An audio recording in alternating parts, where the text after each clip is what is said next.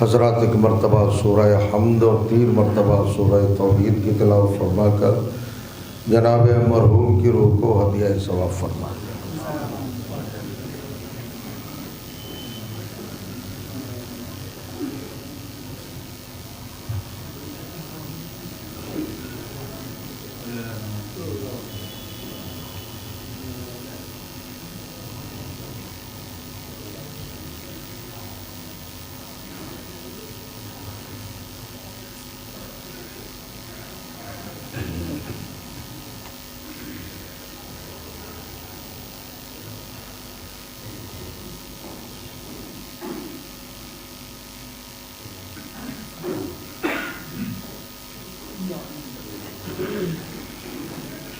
اعوذ باللہ السمیع العلیم من الشیطان اللعین الرجیم.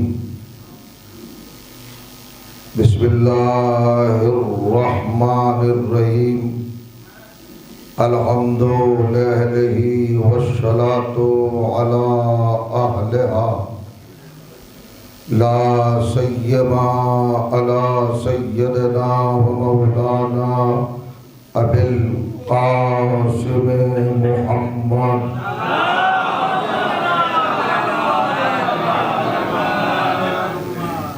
وأہل بیتہ الطیبین الطاہرین المعصومین المظلومین وأصحابہ المنتجبین واللعنۃ الدائمۃ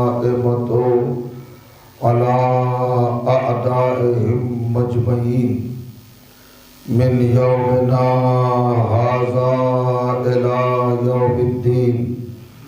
اما بعد فقد قال سبحانہ وتعالی بسم اللہ الرحمن الرحیم والتین والزیتون وطور سینین وہذا البلد الامین لقد خلقنا الانسان فی احسن تقویم.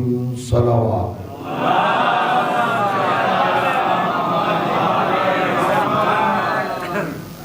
بزرگان عزیز اور برادران ایمان، الحمدللہ آپ کی معظم اور پروقار سماعتوں کی بارگاہ میں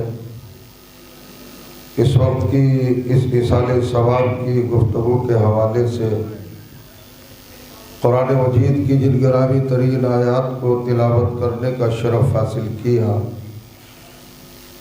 یہ معظم اور پاکیزہ آیات کلام الہی کے 89ویں سورہ یعنی سورہ مبارکہ یا 3 کی وہ معتبر ترین آیات ہیں جن کے ذریعے کائنات کا پروردگار وقار انسانیت کا تعارف اور اعتبار بشریت کا اعلان فرما رہا ہے.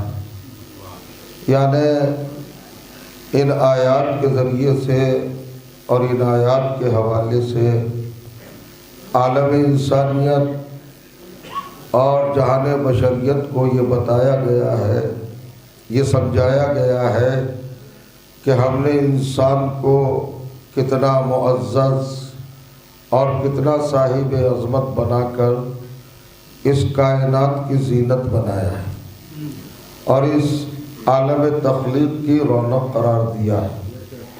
انسان ابھی تک خود انسان کو سمجھنے سے قاصر ہے.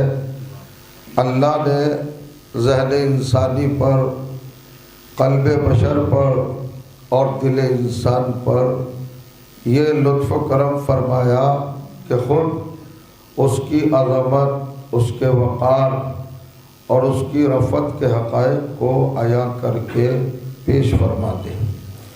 یہ اس کی رحمت ہے اور یہ اس کی ذرہ نوازی ہے. ارشاد ہوتا ہے والتین والزیتون وطور سینین. یہ سورہ ان آیات کے تعلق سے خاصا قابل غور و فکر ہو جاتا ہے.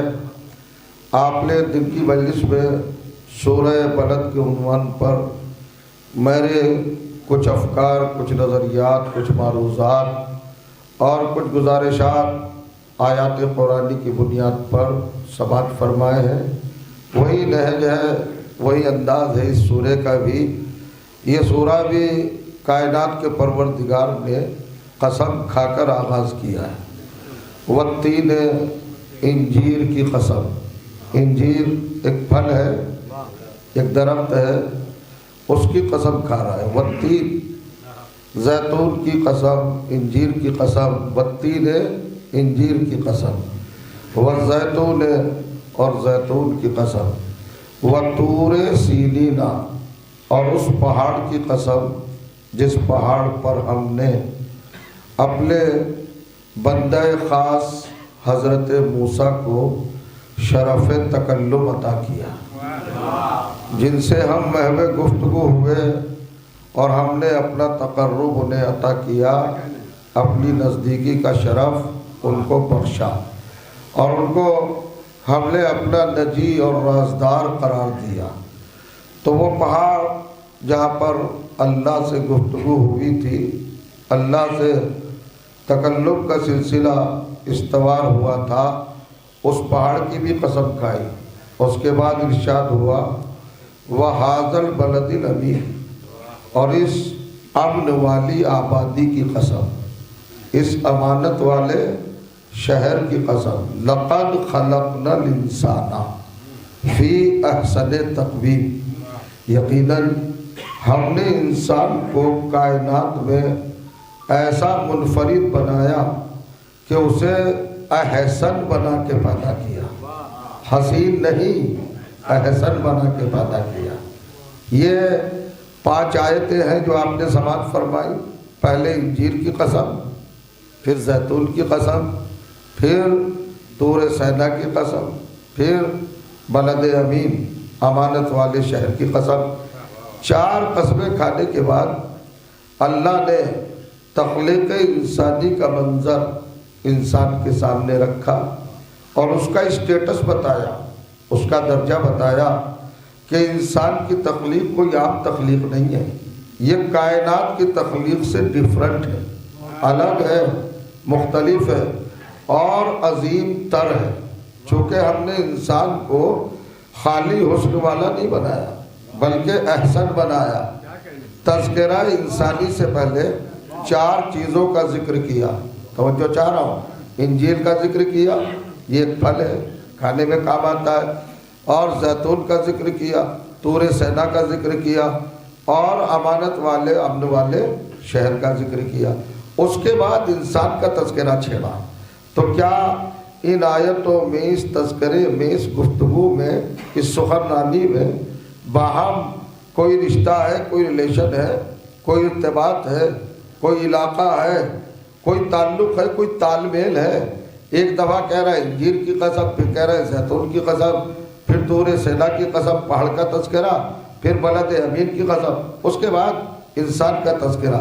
اصل میں آج دنیا میں جو لوگ بہت ذہین اپنے آپ کو کہتے ہیں اور انسانوں کی ہمدردیاں حاصل کرنے کے لیے کچھ فارمولے پیش کرتے ہیں سیاست کی بنیاد پر، تو اپنی سیاست کو چمکانے کے لیے کم سے کم 3 نعرے دیتے ہیں: روٹی، کپڑا اور مکان۔ اور جو کتنے نعرے دیتے ہیں؟ یہ سیاسی لوگوں کا اور پولیٹیشین کا اپنا ایک دستور ہے، اپنا ایک انداز ہے، اپنا ایک طرز ہے۔ میں بڑی اہم فکر کی طرف آپ کے نفیس ذہنوں کو توجہ دلانے کی کوشش کروں گا، آپ محسوس فرمائیے گا۔ تو آج کا نعرہ کیا ہے؟ جب کوئی اپنی سیاست میں آگے بڑھنے کے لیے اور اپنے آپ کو کامیاب کرنے کے لیے ارادہ بنا لیتا ہے تو یہی 3 نعرے دیتا ہے، چونکہ یہ ضرورت انسانی ہے، بشر کی نیڈس ہے، ضرورت ہے، حاجات ہے، روٹی، کپڑا اور مکان۔ ہم سمجھتے ہیں آج کا نیا اور تازہ نعرہ ہے۔ قرآن نے 1400 سال پہلے اس نظریے کو پیش کیا، اس نے کہا روٹی، کپڑا، مکان، یہ انسان کی بنیادی ضرورت ہے۔ پہلے ضرورت انسانی کا تذکرہ کیا اور پھر انسان کا تذکرہ کیا۔ یہ اس کی رحمت کا کمال ہے کہ اس نے انسان کو براہ راست پیدا نہیں کیا، بلکہ اس کی ضرورت کی چیزوں کو پہلے پیدا کیا اور بعد میں انسان کو پیدا کیا۔ فرمایا چونکہ وہ رزاق ذو القوت المتین ہے، ایسا رزق دینے والا ہے اور ایسا خلق کرنے والا ہے، وہ خلاق علیم ہے، علم کی بنیاد پر تخلیق کرتا ہے۔ آپ کہیں گے کیسے؟ تو انسان کی ضرورتیں بنیادی طور پر، بیسک طور پر تین ہیں: روٹی، کپڑا اور مکان۔ تو بہترین غذا ہونا چاہیے، بہترین ڈریس لباس ہونا چاہیے، بہترین گھر ہونا چاہیے۔ اب تین لفظوں میں اللہ نے قسم کھا کر اس ضرورت کا تذکرہ کیا۔ والتین، انجیر کی قسم۔ آپ انجیر کو کیا سمجھتے ہیں؟ ہم سمجھتے ہیں یہ پھل ہے، لیکن اگر آپ اپنی تاریخ بشریت کی ابتدا پر غور کریں اور اپنے اولین مربیوں کو دیکھیں، والدین کو دیکھیں، پیرنٹس کو دیکھیں، تو سب سے پہلے پیرنٹس ہمارے کون ہیں؟ حضرت آدم اور حضرت حوا۔ جب اللہ نے ان کو جنت سے دنیا میں آنے کے لیے کہا کہ آپ تشریف لے جائیں، حالانکہ کچھ لوگ کہتے ہیں کہ حضرت آدم کو جنت سے نکالا گیا، نکالا نہیں گیا، نکالا تو شیطان گیا تھا۔ فرمائیے گا قرآن مجید میں دونوں لفظیں معصوم کے حوالے سے، عصمت کے تعلق سے، اللہ کے رہبر کے متعلق کبھی ایسے لفظ نہ بولے، کبھی ایسے جملے اختیار نہ کرے اور کبھی ایسی گفتگو کا استعمال نہ کرے جس سے توہین معصوم کا پہلو ظاہر ہوتا ہو۔ اور کریے نکالے جانے کا لفظ حضرت آدم کے لیے درست نہیں ہے، یہ شیطان کے لیے۔ اور اللہ نے دونوں کے لیے دو لفظیں رکھی ہیں۔ جب شیطان سے کہا تو کہا اخرج منہا، یہاں سے نکل جا، اور جب آدم سے کہا تو کہا اہبط منہا، یہاں سے تشریف لے جائیے۔ اور جو چاہ رہا ایک سے کہا نکل جائیے اور ایک سے کہا تشریف لے جائیے، نیچے جائیے، بلند مقام پر ہے۔ آپ اہبط کا مطلب ہوتا ہے حبوط، نیچے جانا، صعود اوپر جانا اور حبوط نیچے آنا، اسی سے اہبط بنا ہے امر کا صیغہ۔ آپ بلند مقام پر ہیں جنت میں، اب آپ پست مقام پر دنیا میں تشریف لے جائیے، تو دونوں کے لیے لفظ الگ الگ۔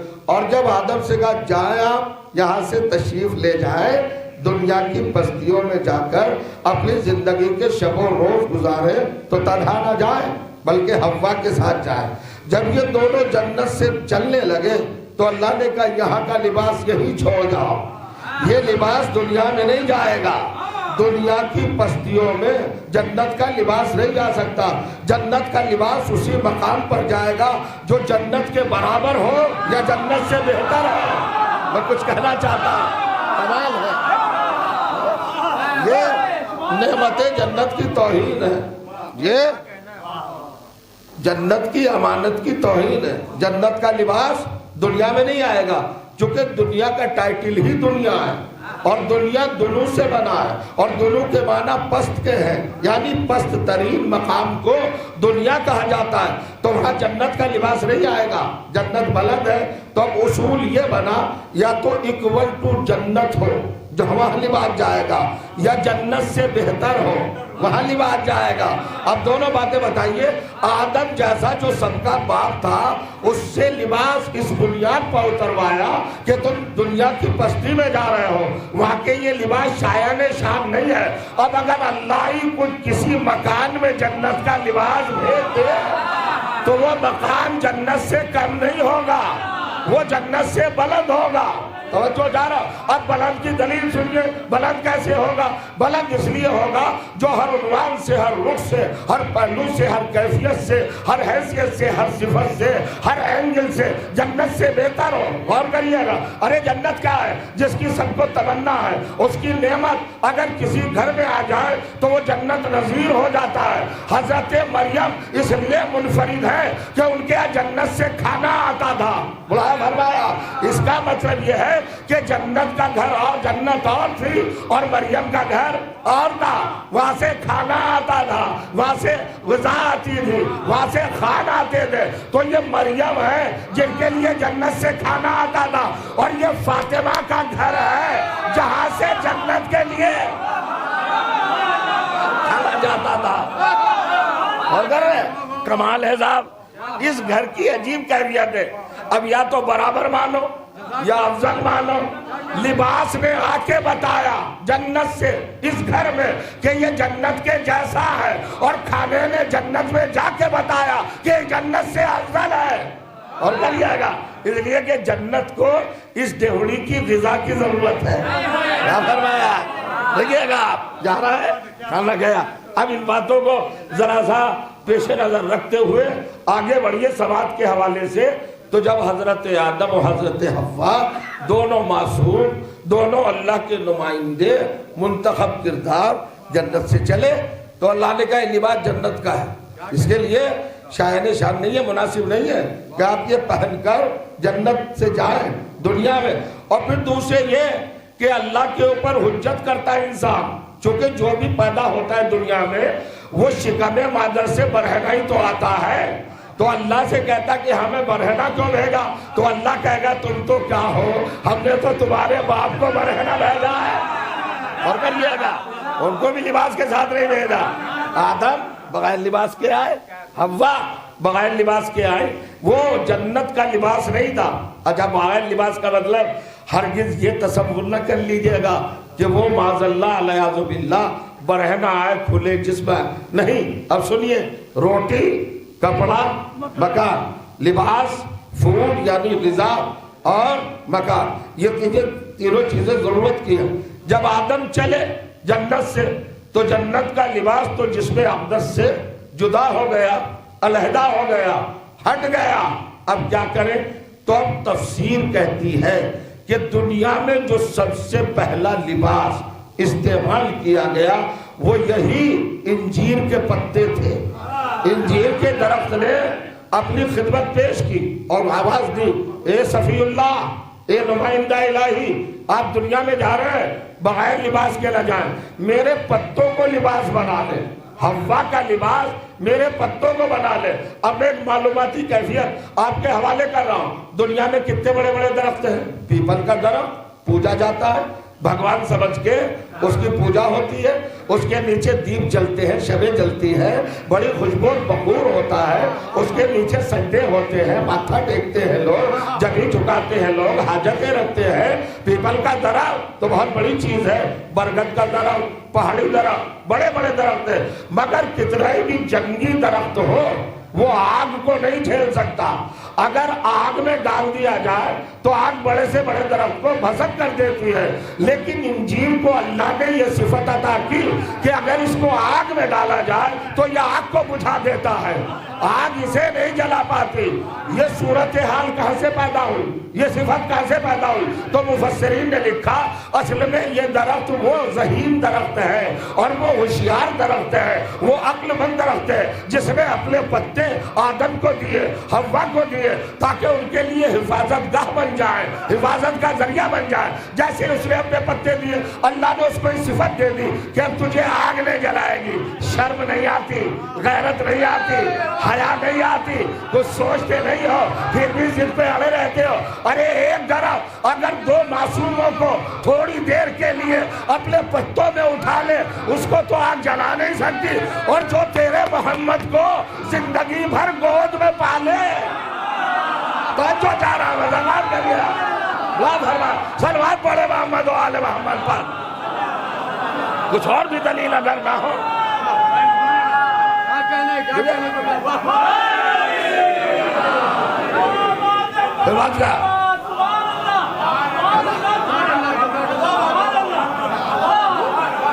انجیر جلتا نہیں ہے آگ میں. کیوں نہیں جلتا؟ وابستہ ہے دو معصوم ہستیوں سے، آدم اور حوا.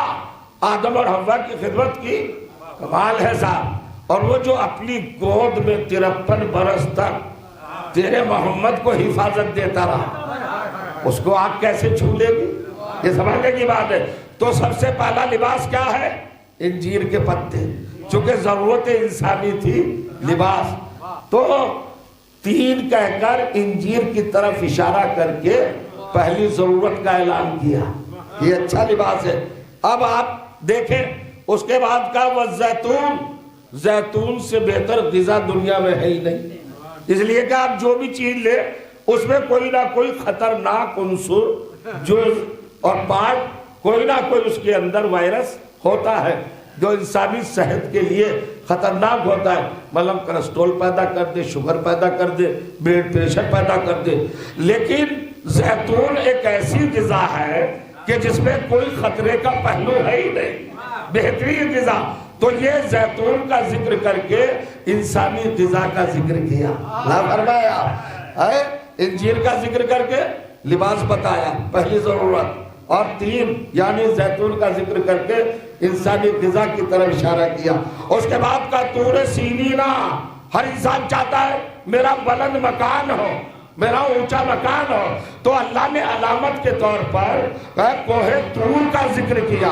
اب اس سے بھی بلندی ہو سکتی ہے، یہ مکان کا تصور ہے۔ تو تینوں چیزیں ضرورت کی آ گئی، روٹی، کپڑا اور مکان۔ سیاستدان یہیں تک رک جاتے ہیں، مگر قرآن میں ایک لفظ کا اور اضافہ کیا، وَهَذَا الْبَلَدِ الْأَمِينِ، یعنی اگر غذا بھی اچھی ہو، مکان بھی اچھا ہو، لباس بھی اچھا ہو، مگر اطمینان نہ ہو، امن نہ ہو، توجہ جا رہا، تو زندگی دوبر بھر جائے گی۔ اللہ نے تینوں چیزوں کے بعد کہا وَهَذَا الْبَلَدِ الْأَمِينِ، یہ امن والا شہر، یہ امانت والا شہر، یعنی ایسا آبادی کا سسٹم بھی ہونا چاہیے، نظام ہونا چاہیے جہاں پر امن ہو، فساد نہ ہو، توجہ جا رہا ہو، تفرقے بازی نہ ہو، ٹکراؤ نہ ہو، تعصب نہ ہو، فیلنگ نہ ہو، دشمنی نہ ہو، عداوت نہ ہو، عناد نہ ہو، جلسی نہ ہو، ایک دوسرے سے بغض نہ ہو، ایک دوسرے سے حسد نہ ہو، کپڑا بھی ہو، مکان بھی ہو، روٹی بھی ہو۔ لیکن اگر یہ صورتحال ہے تو زندگی ناسور بن جاتی ہے۔ اللہ نے کہا ہم چاہتے ہیں کہ آبادی اطمینان والی ہو۔ یہ 4 چیزیں بیان کر کے اب کہا لَقَدْ خَلَقْنَا الْإِنسَانَ فِي أَحْسَنِ تَقْوِيمٍ، ہم نے انسان کو احسن بنایا۔ یہ احسن کیا ہے؟ ترجمہ ختم ہو گیا، اب اصل مطلب کی طرف آپ کے ذہنوں کو لے کے چلنا چاہ رہا ہوں۔ لَقَدْ خَلَقْنَا الْإِنسَانَ فِي أَحْسَنِ تَقْوِيمٍ۔ دیکھیں ہر لفظ کی 3 منزلیں ہوتی ہیں، 3 اسٹیجز ہوتے ہیں، غور کریے، حسن، حسین، احسن، good, better, best, superlative degree. احسن کا مطلب کیا ہے؟ اول التفضیل، یعنی حسن کی انتہا، بیوٹی کا کلائمیکس، جس کے بعد تصور حسن ختم ہو جائے۔ توجہ چاہ رہا ہوں، یعنی بس دی اینڈ، حسن کی انتہا ہے، اس کے آگے اب حسن کا تصور نہیں۔ انسان کو کہاں رکھا؟ احسن تقویم پر، یعنی حسن کی آخری منزل پر۔ تو کیا یہ ہر انسان کا تذکرہ ہے؟ توجہ چاہ رہا ہوں، کیا ہر انسان احسن ہے؟ کیا ہر انسان حسن کی انتہا ہے؟ کیا ہر انسان حسن کا اینڈ ہے؟ یعنی حسن ختم ہو گیا ہر انسان پر۔ تو اگر ہر انسان احسن ہے تو پھر ابو لہب کو کیا کہیے گا؟ پھر ابو جہل کو کیا کہیے گا؟ پھر ابو سفیان کو کیا کہیے گا؟ میں کچھ کہنا چاہ رہا ہوں بھائی، اگر ہر انسان احسن ہے تو پھر ان کو کیا کہیے گا؟ بڑے بڑے ظالم، بڑے بڑے ستمگر، فرعون کس فہرست میں آئے گا؟ نمرود کس لسٹ میں آئے گا؟ شداد کس لسٹ میں آئے گا؟ اگر ہر انسان احسن ہے تو سب کو احسن مانیے؟ نہیں۔ اب سنیے، کائنات کی جتنی چیزیں ہیں اللہ نے ہر ایک کو حسین بنایا۔ زمین حسین ہے، آسمان حسین ہے، سورج حسین ہے، ستارے حسین ہے، پہاڑ حسین ہے، سبزہ زار حسین ہے، چمن حسین ہے، موجے حسین ہے، دریاؤں کے دھارے حسین ہے، آکسیجن حسین ہے، ڈائمنشن حسین ہے، گلیکسیز حسین ہے، کہکشانے حسین ہے، اسپیس حسین ہے۔ آپ چلے جائیے جہاں تک جائیے حسین ہے۔ جنت، جنت ماوا، جنت عدن، جنت نعیم، جنت فردوس، جنت عالیہ، جنت خلد، توبہ، کوثر، سلسبیل، حور، رضوان، ملک، فلک، یہ سب کیا ہے؟ حسین ہے۔ توریت، زبور، انجیل، قرآن، انبیاء، اوصیاء، ائمہ، خلفاء، رہبر، ہادی، پیشوا، رہنما، یہ سب کیا ہے؟ یہ سب حسین ہے۔ نعمتیں، سعادتیں، برکتیں، یہ سب کیا ہے؟ حسین ہے۔ ہر چیز حسین ہے، کائنات کی حسین ہے۔ یہ بکھرا ہوا سبزے کا بہترین قالین، یہ حسین ہے۔ یہ آسمان کی نیل گونچھت، یہ حسین ہے۔ یہ شبنم رحم کے قطرے جو گلاب کے کٹورے بھرتے ہیں، یہ حسین ہے، یہ آنکھوں کو نور دیتے ہیں، یہ سبزے کی میرنگی بہترین مفید ہے، یہ حسین ہے، ساری کائنات حسین ہے، مگر انسان احسن ہے۔ تو کون سا انسان ہے وہ جو احسن ہے؟ اب میں عربی کا قاعدہ بتا رہا ہوں، جب لفظ بڑھتی ہے، حرف بڑھتی ہے تو معنی بڑھ جاتے ہیں، پاور بڑھ جاتی ہے، شدت بڑھ جاتی ہے۔ سورج حسین، انسان احسن۔ اب وہ انسان احسن ہوگا جو سورج سے طاقتور ہو۔ بہت توجہ چاہ رہا، اللہ فرمائیے، ذرا میرے ساتھ چلیے، سلوات پڑھیے محمد و آل محمد پر، کب تلفظ کیجیے گا۔ اب کس انسان کو احسن ہونا ہے؟ ہر انسان نہیں، ہر ایک انسان احسن نہیں ہے، بلکہ جو سورج سے زیادہ طاقتور ہو، جو چاند سے زیادہ طاقتور ہو، جو ستارے سے زیادہ طاقتور ہو، جو سمندر سے زیادہ طاقتور ہو، اور جو پہاڑوں سے زیادہ طاقتور ہو، وہ انسان احسن ہوگا۔ پہاڑ حسین ہے، انسان احسن ہے، ستارہ حسین ہے، انسان احسن ہے، سورج حسین ہے، اللہ نے انسان کو احسن کہا ہے، چاند حسین ہے، اللہ نے انسان کو احسن کہا ہے، پہاڑ حسین ہے، اللہ نے انسان کو احسن کہا ہے۔ تو اب گھر میں احسن نہیں ملے گا، توجہ چاہ رہا، تو اب یہ انسان کہاں سے تلاش کرے؟ جو سورج سے زیادہ طاقتور ہو، چاند سے زیادہ طاقتور ہو، ستارے سے زیادہ طاقتور ہو، سمندر سے زیادہ طاقتور ہو، پہاڑ سے زیادہ طاقتور ہو۔ تو اللہ نے کہا درگٹ ہو کر کھانے کی ضرورت نہیں ہے، ابو طالب کے گھر میں آ جا، پانچوں مل جائیں گے۔ بیٹا وہ ہے جو سورج کو پلٹا رہا ہے، بھتیجا وہ ہے جو چاند کو توڑ رہا ہے، بہو وہ ہے جو ستارے کو اتار رہی ہے، پوتے وہ ہے جو مباہلے میں آئے تو نصارہ نجران گئے۔ اگر یہ اشارہ کرے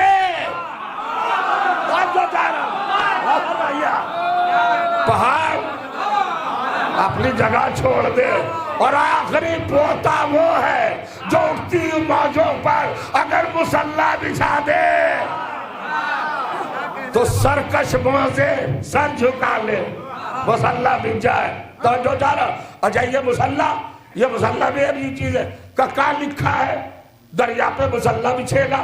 کہاں تحریر ہے؟ یہ جگہ پر لکھا ہے۔ آپ نے قرآن پڑھائی کہاں؟ آپ نے قرآن پڑھا گا؟ ہر دلیل مسلمان قرآن سے مانگتا ہے، ہر ثبوت قرآن سے مانگتا ہے، اور ہمارے پیچھے زیادہ پڑھتا ہے۔ یہ تم ماتم کرتے ہو، قرآن میں کہاں لکھا ہے؟ یہ تم آنسو بہاتے ہو، قرآن میں کہاں لکھا ہے؟ یہ مجلس کرتے ہیں آپ، قرآن میں کہاں لکھا ہے؟ ہم سے مطالبہ کہ قرآن میں کہاں لکھا ہے، قرآن میں کہاں لکھا ہے، قرآن میں کہاں لکھا ہے۔ تو میں کبھی کبھی اس منزل پہ آ کر اپنے بزرگوں کو یاد کرتا ہوں۔ حضرت خطیب اکبر مرزا محمد اطہر صاحب اس موقع پر بڑی خوبصورت بات کہتے تھے کہ بھائی تم ہم سے پوچھتے ہو ماتم کہاں لکھا ہے، مجلس کہاں لکھی ہے، جلوس کہاں لکھا ہے، علم اٹھانا کہاں لکھا ہے، یہ ساری چیزیں فرش ازاں بچھانا کہاں لکھا ہے، قرآن میں کہاں لکھا؟ وہ کہتے ہیں بھائی اس کو تو آپ نے ڈاؤٹ فل کر دیا نا، اختلافی بنا دیا، مگر نماز تو اختلافی نہیں ہے نا۔ 73 کے 73 فرقے پڑھتے ہیں، روزہ تو 33 فرقے رکھتے ہیں، 2 رکعت صبح کی سب پڑھتے ہیں، 4 رکعت ظہر کی سب پڑھتے ہیں، 4 رکعت عصر کی سب پڑھتے ہیں، 3 رکعت مغرب کی سب پڑھتے ہیں، 4 رکعت عصر کی عشاء کی سب پڑھتے ہیں۔ پڑھتے کہ نہیں پڑھتے؟ صبح کی 2 رکعت۔ تو وہ کہتے تھے صبح کی 2 رکعت 6666 آیتوں میں سے کسی آیت میں دکھاؤ، کہاں لکھی ہے 2 رکعت؟ جہاں قرآن میں صبح کی 2 رکعت لکھی ہے نا، وہی ماتم لکھا ہے، وہی مجلس لکھی ہے، وہی رونا لکھا ہے۔ آئیے آپ دینا چاہیے، کتنی سمپل سی بات ہے جی۔ جہاں 2 رکعت رکھی ہے سب پڑھ رہے 2 رکعت۔ اچھا زدہ کا معاملہ بھی نہیں، دیوبندی بھی 2 پڑھ رہا ہے، بریلوی بھی 2 پڑھ رہا ہے، حنفی بھی 2 ہی پڑھ رہا ہے۔ جس کو دیکھئے 2 ہی رکعت پڑھتا ہے، زد میں کبھی تو کہے کہ شیعہ 2 پڑھ رہے ہیں، ہم 2.5 پڑھ رہے ہیں۔ میں کچھ کہہ رہا ہے۔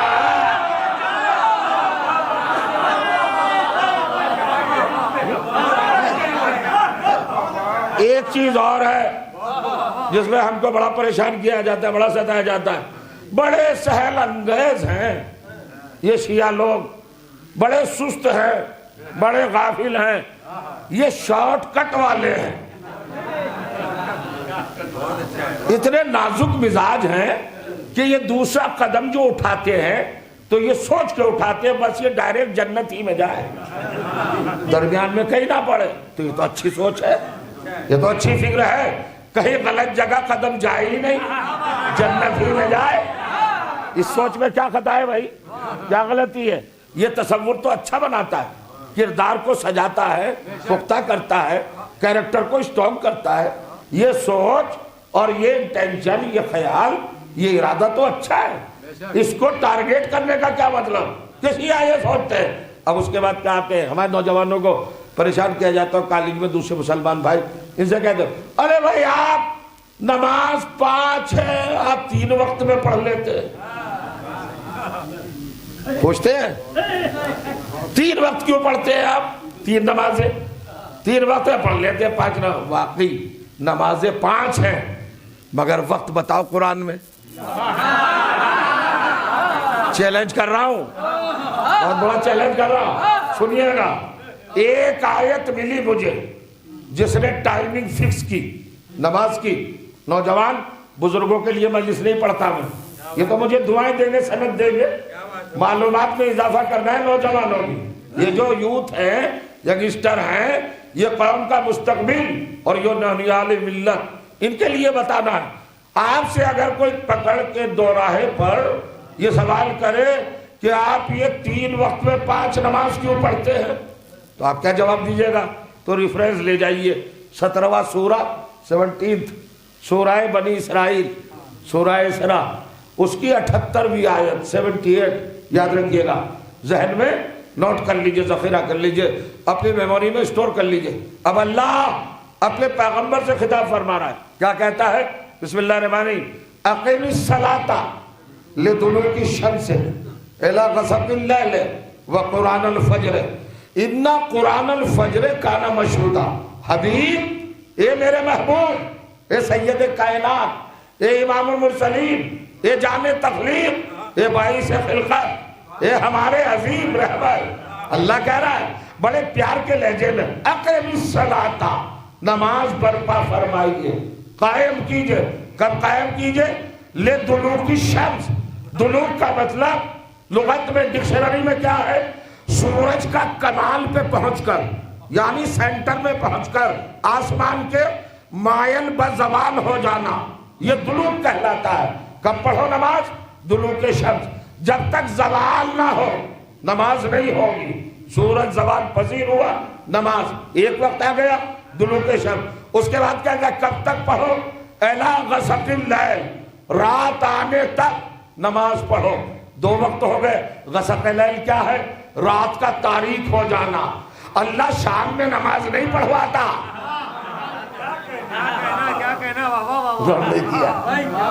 اللہ شام میں نماز نہیں پڑھواتا ہے۔ الی غسق اللیل، غسق اللیل، غس کا مطلب ہے رات کا تاریک ہو جانا، ڈارک ہو جانا، سیاہ ہو جانا، بلایا کیجئے گا، پورا ڈوب جانا۔ کہ وقت ہو گئے حضور؟ دلوک شمس 1 وقت، غسق اللیل 2 وقت۔ پھر کہتا ہے قرآن الفجر، مارننگ جب نظر آئے، سپیدہ صبح نمودار ہو، جب نماز پڑھو۔ اب آپ تھوڑا سا زحمت کریں گے، اپنی انگشت مبارک پر کاؤنٹ کریں وقت جو قرآن نے بتایا۔ دلوک شمس 1، غسق اللیل 2، قرآن فجر 3، چوتھا 5واں آپ دکھائیے۔ کہاں بیٹھے ہیں آپ بھائی؟ چوتھا 5واں بات آپ دکھائیے۔ 3 تو میں نے بنی اسرائیل کے سورے میں دکھا دیے، 78ویں آیت میں ہے غسق اللیل اور دلوک شمس اور قرآن الفجر 3 وقت بتائے ہیں اللہ نے۔ نمازیں 5 ہیں، انہی وقتوں میں ایڈجسٹ کرنا ہے 3 وقت میں۔ اور آج جو اتحاد اتحاد اتحاد، سب کو ملا لو، اتحاد اتحاد کرو، اتحاد کرو، یعنی قاتلان فاطمہ سے اتحاد کر لیں، اتحاد کرو۔ جو لوگ جانے نماز ہیں ان کے دشمنوں سے اتحاد کر لیں، مگر آپ چاہتے ہی ہیں تو بہتر وہ پوائنٹ کون سا ہوگا، وہ سبجیکٹ کون سا ہوگا، وہ پلیٹ فارم کون سا ہوگا، وہ مرکز کون سا ہوگا، وہ محل کون سا ہوگا جہاں اتحاد ممکن ہے؟ تو نماز سے بہتر اتحاد کہیں ہو ہی نہیں سکتا۔ قرآن نے وقت 3 بتائے ہیں، نمازیں 5 ہے، اور اتحاد کا سنگم یہ ہے کہ 5 والے 3 وقت پڑھ رہے ہیں اور 3 والے 5 وقت پڑھ رہے ہیں، اس سے بڑا اتحاد کیا ہوگا؟ دیکھیے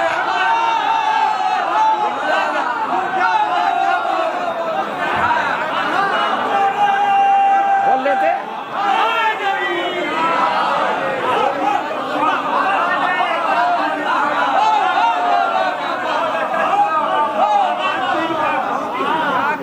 جماعت آپ کیا تو بحثت کیا ہوگی؟ نوجوانوں سننا، اقیم الصلاۃ لدلوک الشمس الی غسق اللیل، سورج کے ڈھلنے سے رات کے آنے تک 2 نمازیں آ گئی، ظہر اور عصر۔ الی غسق اللیل سے قرآن فجر تک 2 نمازیں آ گئی، مغرب اور عشاء۔ وقرآن الفجر، صبح کی نماز، یہ قرآن فجر۔ اور پھر کہتا ہے اِنَّ قرآن الفجر کان مشہودا، صبح کی پڑھی ہوئی نماز گواہی دی ہوئی ہے۔ صبح کی نماز کی گواہی دی جاتی ہے، ظہر کی نہیں، عصر کی نہیں، مغرب کی نہیں، عشاء کی نہیں، صبح کی گواہی۔ جو عدد میں سب سے کم 2 رکعت، اس پہ گواہی کیوں؟ عصر پہ کیوں نہیں؟ مغرب پہ کیوں نہیں؟ ظہر پہ کیوں نہیں؟ عشاء پہ کیوں نہیں؟ صبح پہ کیوں؟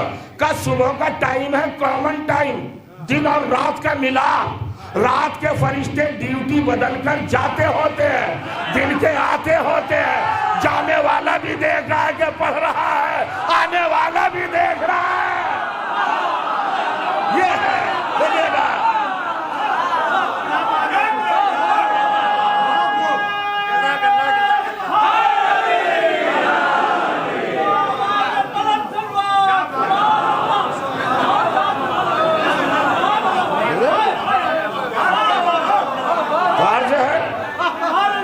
کمال کی بات ہے۔ اب ذرا دیکھتے جائیں قرآن، عجیب منزل ہے صاحب۔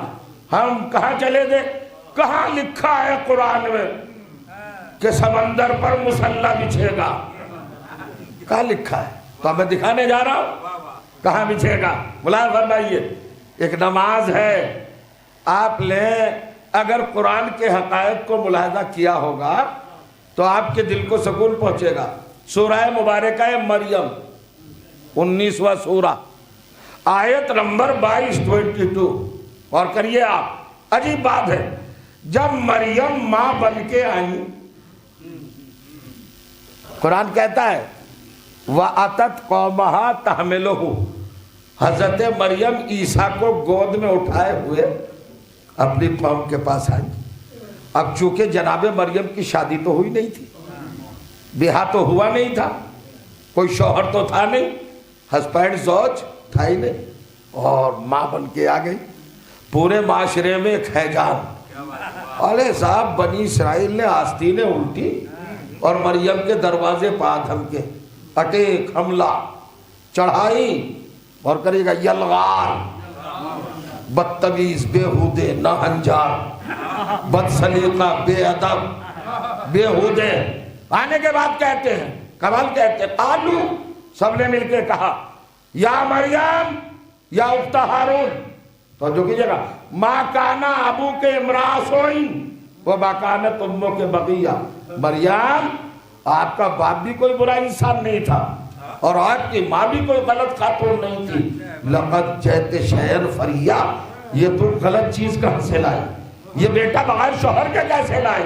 توجہ چاہتا ہوں ذرا دیکھیے گا کیا کہا، آپ یہ بیٹا کہاں سے؟ ان کے ذہن نجس میں یہ پلید فکر پروان چڑھی تھی کہ شاید مریم نے دنیا کی غلط لڑکیوں کی طرح غلط اقدام کیا ہوگا جس کا نتیجہ یہ بچہ ہے۔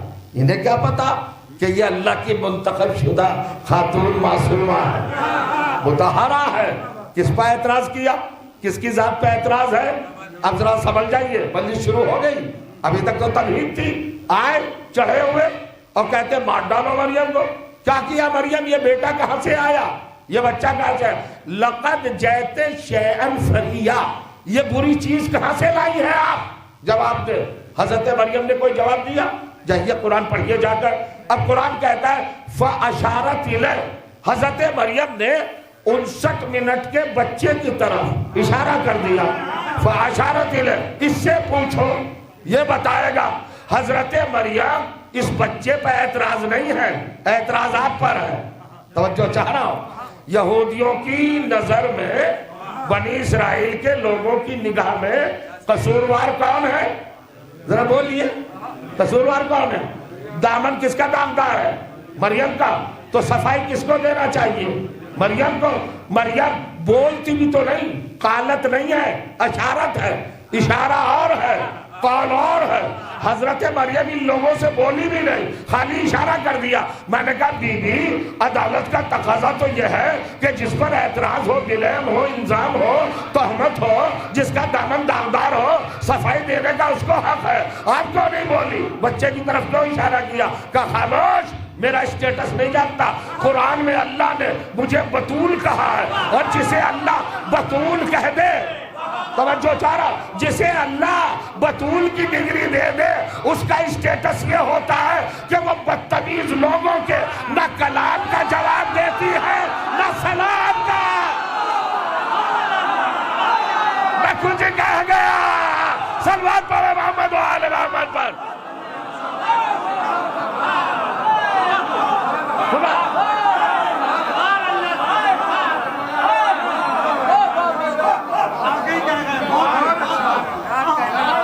بطول. اچھا جو میرے نوجوان ابھی نہ سمجھو، پھر میں ریپیٹ کرتا ہوں. قرآن مجید میں بطول کا اسٹیٹس کیا قائم کیا جا رہا ہے سیرت مریم میں؟ اچھا مریم کا ہم سے تعلق کیا ہے؟ نزول قرآن سے 550 سال پہلے کی بی بی ہے. ان کو قرآن میں کیوں رکھا؟ تو قرآن میں ایویڈنس بنا کے رکھا کہ بطول اگر کسی کے سلام کا جواب نہ دے، کیا بیٹھے میری سمجھ میں نہیں آ رہا.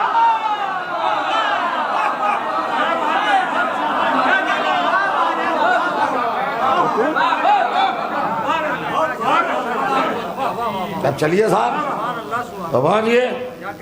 قالو، جناب مریم کہہ دیا فاشارت الیہ، حضرت مریم نے اشارہ کر دیا بچے کی طرف. بنی اسرائیل قوم تھے، یا کالج کے اسٹوڈنٹ بھی ہوں گے،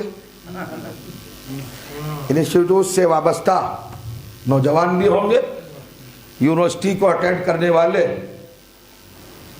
صاحبان ذہن بھی ہوں گے.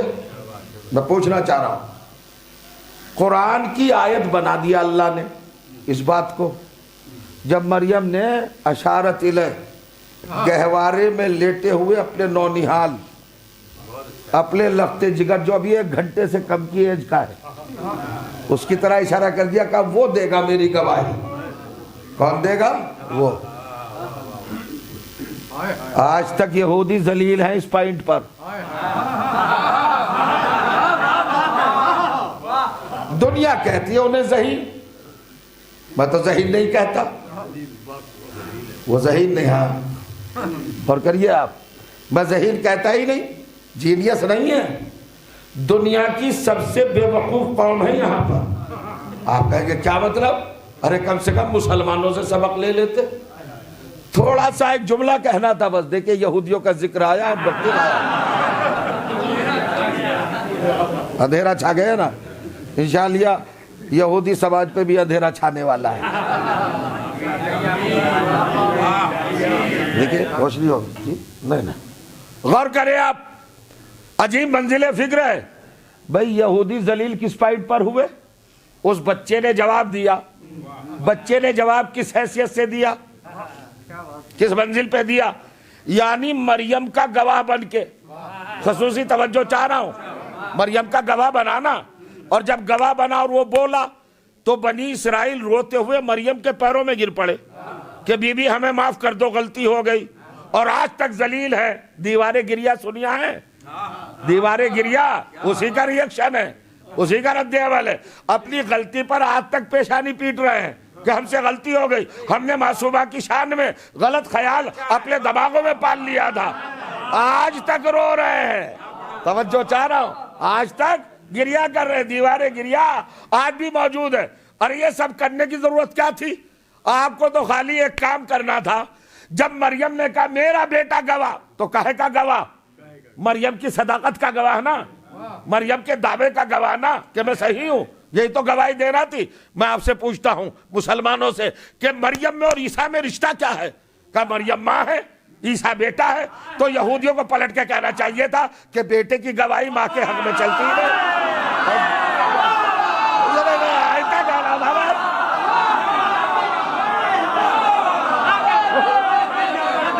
بولنا جانتے ہیں,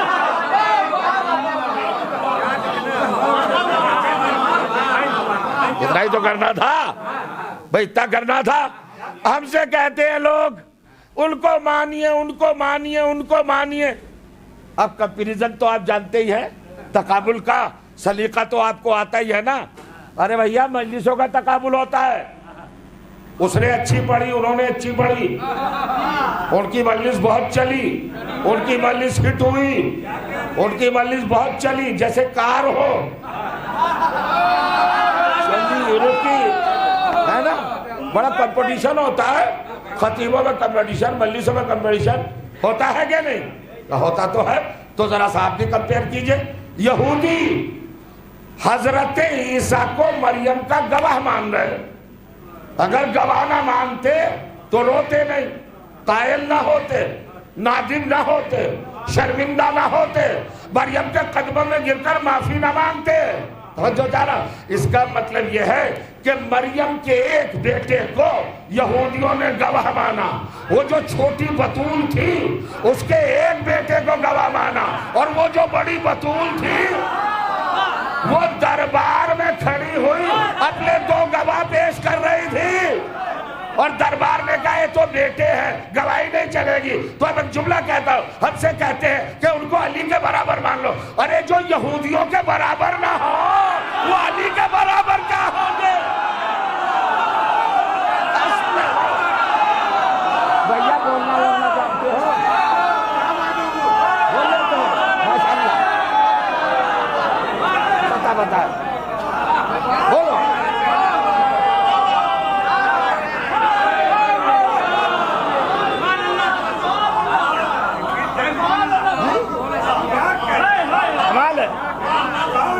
سن لیا؟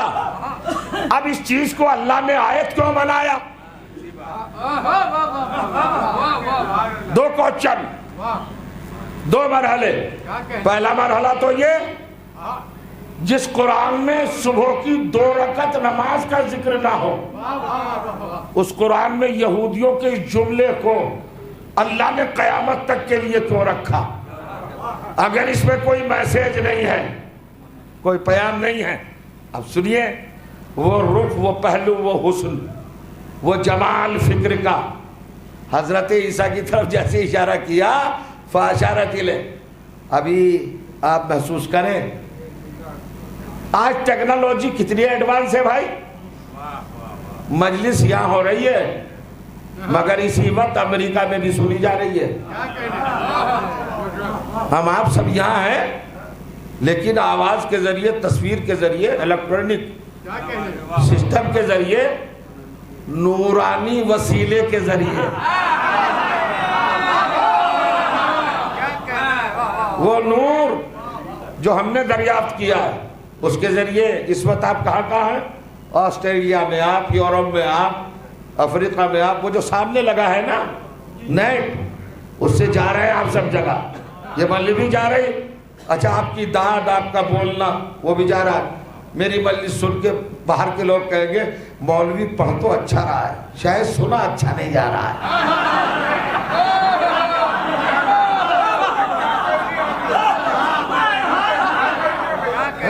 اب وہ سوچے جو چپ بیٹھے ہیں ان کی خاموشی بھی جا رہی ہے. اور خیر یہ تو ایک بات تھی, بہت اچھا سنتے ہیں, ایسا تو کہیں سنا ہی نہیں جاتا. بڑے بیدار سماعت لوگ ہیں یہاں بنارس کے. یہ تو ایک خطیب کی ٹرک ہوتی ہے, کوئی غافل نہ ہو جائے. سنیں ٹیکنالوجی کتنی ایڈوانس ہے. اسکائی لیب بنا لیا, اسپیس میں چلے گئے, مارس پہ چلے گئے, منگل گرے. آپ کا تو منگل یان بھی پہنچ گیا, چاند پہ چلے گئے, سولار سسٹم قائم کر لیا. اب میں کتنی چیزیں بتاؤں, نیٹ واٹس ایپ ہے. اب دیکھیے, اور حضرت شیخ گوگل رضی اللہ تعالیٰ عنہ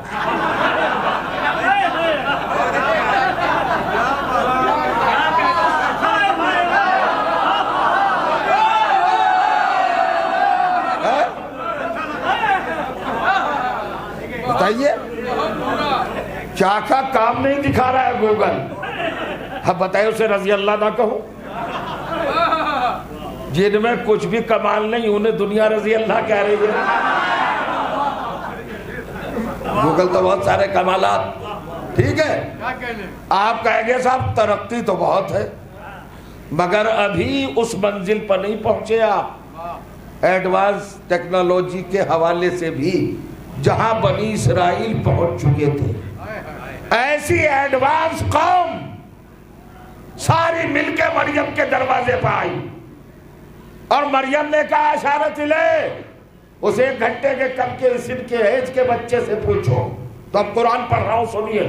قالو, ان سارے ٹیکنالوجسٹ جو تھے بڑے بڑے, انہوں نے بے اختیار مل کر ایک جٹ ہو کر قالو, سب نے کہا, توجہ کیجئے گا, کیفا نکلم من کان فی المہد صبیا. اے مریم ہم اس بچے سے کیسے بولے. سن لیا آپ نے میرا جملہ, سن لیا. مجھے تعجب ہے کیا کہا ایسے ترقی پسند لوگوں نے اور ایسے ترقی پذیر ذہنوں نے کیا کہا. میاں صاحب سنیے کیا کہا, کیفا نکلم, ہم کیسے بولے. یہ نہیں کہا کہ یہ کیسے بولے. لگ رہا ہے تھک گئے ہیں آپ. کہنا تو یہ چاہیے تھا کہ یہ تو ابھی 1 گھنٹے کا بچہ بھی نہیں ہے, یہ بولے گا کیسے. نہیں, انہوں نے کہا ہم کیسے بولے, یعنی اپنے مجبوری کا اعلان کیا ہے, معصوم کے اختیار پہ شک نہیں کیا. سنیں, معصوم کی قدرت پہ, معصوم کی قدرت پہ شک نہیں کیا, ڈاؤٹ نہیں کیا. اپنی عاجزی, اپنی مجبوری, اپنی کمزوری, اپنی بے بسی کا اعلان کیا. ہم کیسے بولے, یہ نہیں کہا یہ کیسے بولے. دستور زبان کیا ہے. اگر آپ دلی آ جائیں بنارس سے کوئی پرابلم لے کر کہ صاحب قرآن کے ذریعے یہ مولوی قرآن کی آیتوں کا بڑا ریفرنس دیتا ہے, چلو ہمارا ایک مسئلہ ہے دلی چلتے ہیں, پوچھیں گے. آپ گئے میرے گھر پر, میں نے آپ کا بہت استقبال کیا, ویلکم کیا, آئیے تشریف لائیے بھائی, بڑی دور سے ہے 700-800 کلومیٹر سے, چائے پیجئے, پانی پیجئے, ناشتہ کیجئے, بیٹھیے, آرام کیجئے. ہوگا نہیں یہ سب تو اللہ کی, سب ہمارے پاس نعمتیں ہیں, ہمیں تو ایک پرابلم ہے, ایک سوال ہے, اس کا جواب دیجئے. میرے یہاں گھر میں 4-5 دن پہلے اللہ کی طرف سے تازہ مہمان بھی آیا تھا, یعنی بیٹا پیدا ہوا. آپ نے کہا سوال ہے, میں نے کہا کیا سوال ہے, کہا یہ, میں نے کہا اس بچے سے پوچھ لیجئے, سارا احترام دھرا رہ جائے گا, ہے نا. آنکھوں کے حلقوں کا سائز بڑھ جائے گا آپ کے, اور آپ پلٹ کے کہیں گے, میری طرف دیکھ کر کیا کہیں گے, مولانا بے وقوف بنانے کے لیے ہم ہی تھے, آپ نے ہم کو سمجھا کیا ہے. آنکھوں کے حلقے کا سائز بڑا ہوا, چمکتی ہوئی آنکھوں سے کہا, آپ ہمیں سمجھتے کیا ہیں, ہم 800 کلومیٹر سے آئے آپ سے سوال کرنے کے لیے, جواب لینے کے لیے, آپ بچے کی طرف ہمیں ڈائیورٹ کر رہے ہیں. یہ کیا بتائے گا, زبان کا اصول یہی تو ہے. آپ کہیں گے یہ کیا بتائے گا, یا آپ یہ کہیں گے ہم اس سے کیا پوچھ سکتے ہیں. اپنی عاجز وہ ہے جو بچہ, مگر بنی اسرائیل نے بدل دیا زبان کا انداز, اللہ نے بھی اس بدلے ہوئے انداز کو آیت بنا دیا. توجہ چاہ رہا. اب سوال یہ ہے کہ بنی اسرائیل کو یہ کہنے کی ضرورت کیا تھی. اصل میں بنی اسرائیل قوم کوئی منڈی اور مارکیٹ کی قوم نہیں تھی, نبیوں کی قوم تھی. ایک دن میں 70,000 انبیاء اس قوم میں گزرے ہیں یہ نبیوں کو اچھی طرح جانتی تھی، یہ اللہ کے نمائندوں کو اچھی طرح جانتی تھی۔ انہوں نے مریم کے اطمینان کو ذریعہ بنا کر عیسیٰ کی حقیقت کو جانا کہ یہ بیوی اس پر اتنی اعتماد کر رہی ہے، ہو سکتا ہے کوئی خاص ہو، یہ اللہ کا نمائندہ ہو، اور جو اللہ کا نمائندہ ہوتا ہے وہ معصوم ہوتا ہے، اور جو معصوم ہوتا ہے وہ نہ عمر کا پابند ہوتا، نہ وقت کا پابند ہوتا، نہ حالت کا محتاج ہوتا، نہ عمر کا محتاج ہوتا، وہ گہوارے میں ہوتا ہے تب بھی بولتا ہے، نوکے نیزہ پہ ہوتا ہے بولتا ہے۔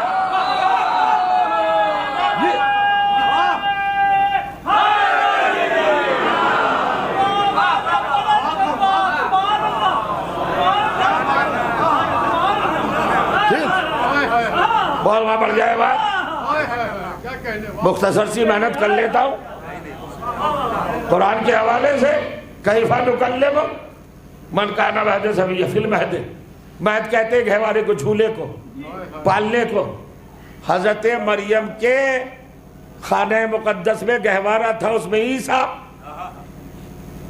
تو کہتے ہیں کیفا نکلم من کان فی المہد سویہ۔ جیسے ہی بنی اسرائیل کی عاجزی نے نبوت کے بچپنے کو آڑ بنایا تو وہاں سے بچہ بولا قالا انی عبداللہ آتانی الکتاب وجعلنی نبیا۔ بلا فرمائیے جیسے اس نے کہا میں نبی، بنی اسرائیل ٹوٹ پڑے، گر پڑے حضرت مریم کے قدموں پر۔ میں نے کہا تمہیں ہو کیا گیا؟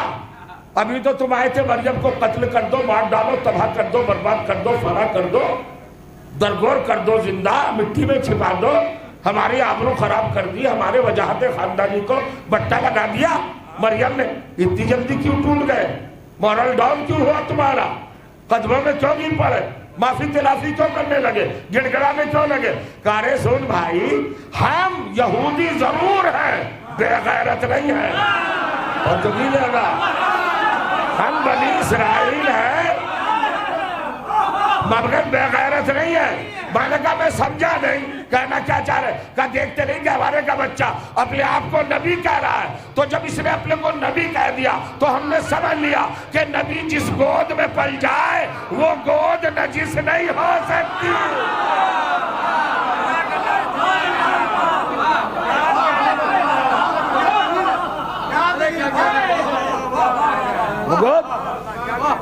ناقص نہیں ہو سکتی، ٹھیک۔ اب بچے نے کہا انی عبداللہ آتانی الکتاب وجعلنی نبی، اللہ نے مجھے نبی بنایا۔ جعلنی ماضی کا صیغہ ہے، مجھے نبی پاسٹ میں بنا چکا۔ اب 1 گھنٹے کا پاسٹ کیا ہے؟ ابھی تو 1 گھنٹے کے بھی نہیں ہے شہزادے۔ وہ کہہ رہے میں نبی بن چکا، تو کب بنے؟ کب بنے نبی؟ یہ بھی ایک بحث ہے، چلو اس کو بھی چھوڑو۔ اس کے بعد کہتے ہیں حضرت عیسیٰ اوصانی بالصلاۃ، اللہ نے مجھے نبی کس بنیاد پر بنایا؟ وسیع کس بنیاد پر بنایا؟ اوصانی بالصلاۃ، ایک نماز کی وجہ سے۔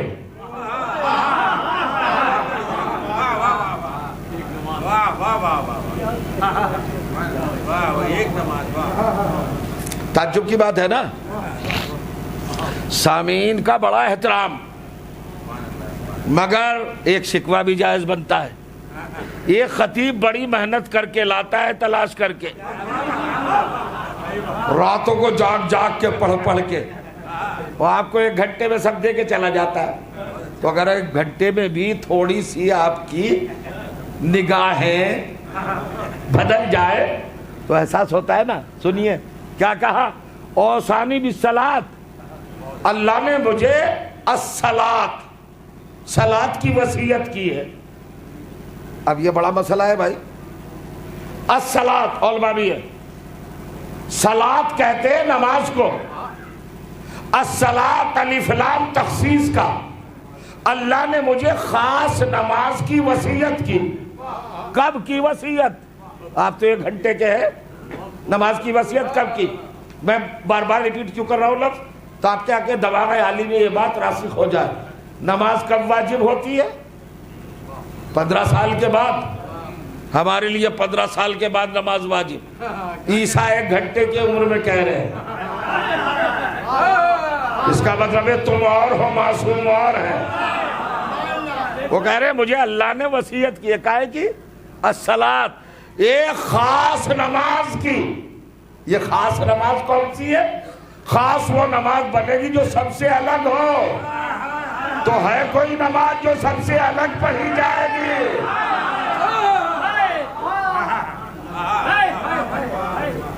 کون سی نماز؟ اب تھوڑی سی زحمت بتانا چاہتا ہوں.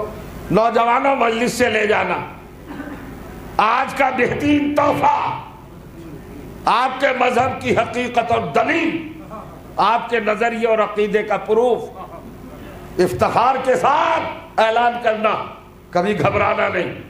اعتراض ہم پہ یہ ہوتا ہے ہوگا صاحب عجیب قوم ہے، یہ ایسے ایک رہبر کو مانتی ہے، ایسے ایک حاجی کو مانتی ہے، ایسے ایک امام کو مانتی ہے جسے آج تک دیکھا نہیں، اور وہ غیبت میں ہے، اور ان کا عقیدہ ہے کہ اس کی عمر 1300 سال سے زیادہ ہو گئی. بھائی بتائیے کوئی 1300 سال تک زندہ رہتا ہے؟ آج کیا تاریخ ہے؟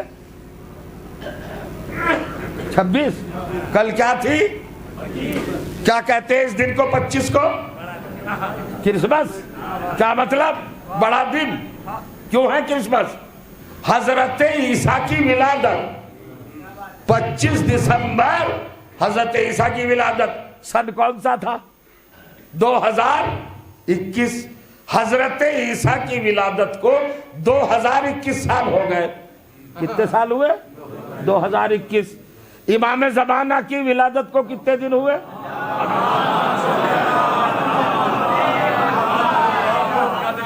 1300 سال. یہ بتاؤ کیلکولیشن کر کے 1300 زیادہ ہے یا 2100؟ وہ کہا 1300 سے تو 2100 زیادہ ہے. تو 2100 سال سے جو زندہ ہے اس پر تو کوئی اعتراض نہیں. مطلب حساب لگ رہا ہوں صاحب نے. حضرت عیسیٰ 2100 سال سے زندہ ہے یا نہیں؟ وہ کہا جی ہے. تو 2100 زیادہ ہے 1300. ہم تو اپنے امام کے لیے کہہ رہے ہیں وہ 1300 سال سے زندہ ہے. آپ پریشان ہیں؟ حواس باغتا ہے، چراغ پائے ٹوٹے جا رہے ہیں ہمارے اوپر، حملہ بول رہے ہیں 1300 سال کیسے زندہ رہ سکتا ہے؟ 2100 سال سے کیسے زندہ ہے؟ یہ بتاؤ حضرت عیسیٰ. اور سنو کیوں ہے زندہ، کیا کام ہے؟ شریعت ان کی ختم، منسوخ ہو گئی، ویلیڈیٹی ختم. انجیل دیکھ کے اگر نماز پڑھ لی تو منہ پہ مار دی جائے گی.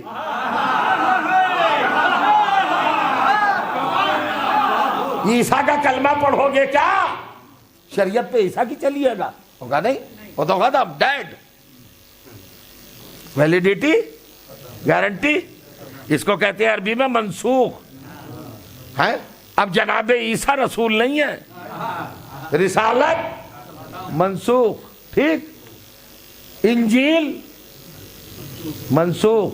ہدایت کا منصب، ڈیوٹی، ریٹائرمنٹ میں جی رہے.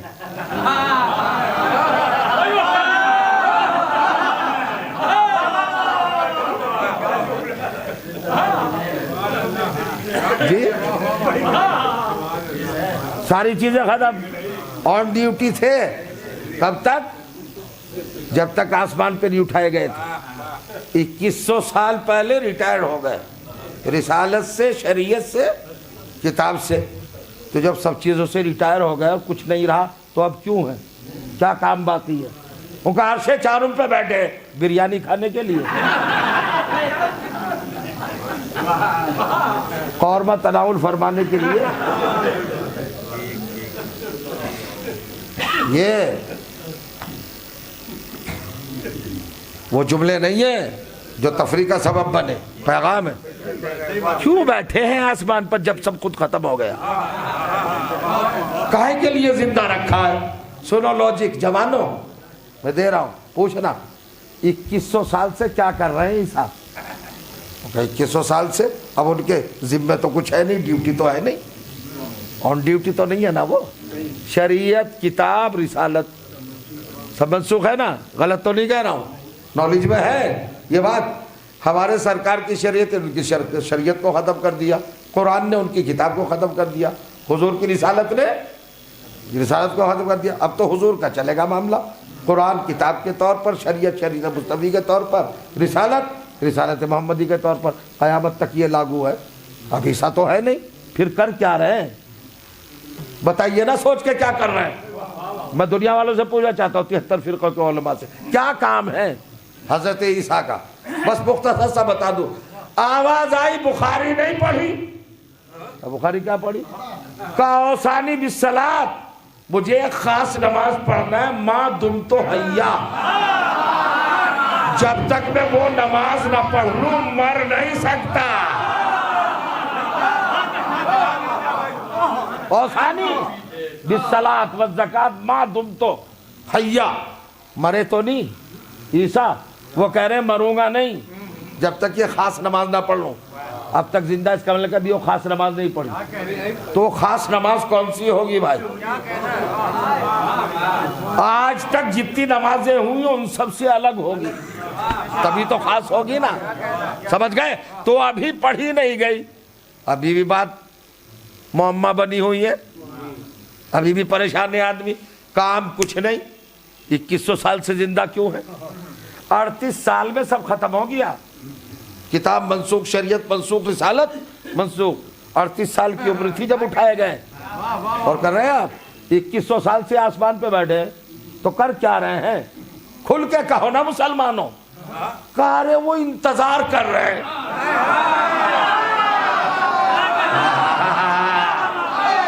जमाना सुन लेना, बस खत्म हो रही है मजलिस। क्या कर रहे हैं? इंतजार कर रहे हैं, काहे का? मौत का? अरे कैसी बात कर रहे हैं, बताओ ना, इंतजार क्या कर रहे हैं?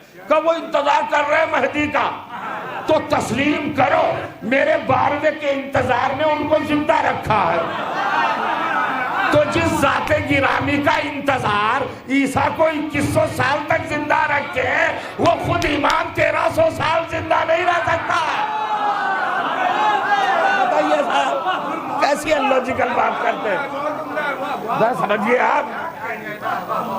अच्छा, जिसकी ना समझ में आया वो भी सलवार पढ़ दे।